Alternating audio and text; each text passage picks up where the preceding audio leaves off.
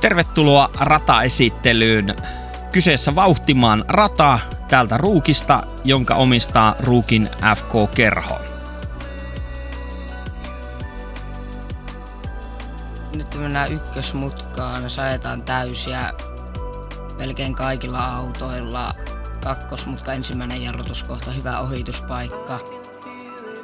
Pitää saada hyvä ulostulo, että saa kolmosmutkaan hyvän vauhin.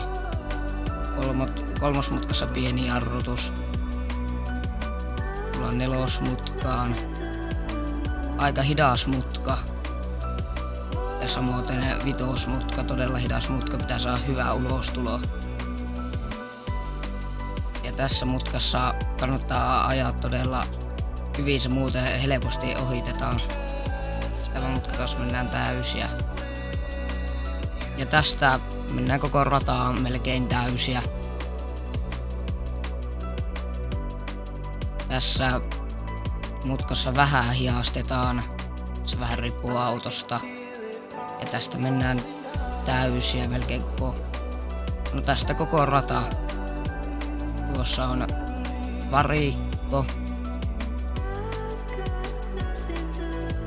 Ja tästä alkaa pääsuora.